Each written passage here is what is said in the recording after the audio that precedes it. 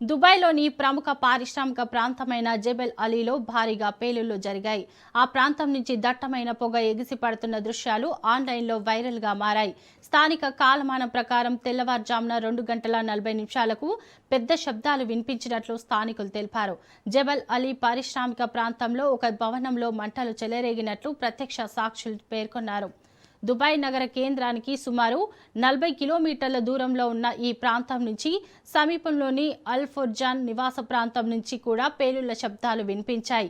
Social మీడియాలో viral అవుతున్న వీడియోలో నల్లటి పొగ కమ్ముకోవడం కనిపిస్తోంది. 20 నిమిషాల వ్యవధిలో 7 పేలుళ్లు జరిగాయి. యెమెన్ నుంచి క్షిపణి దాడి జరిగినట్లు అనుమానిస్తున్నారు.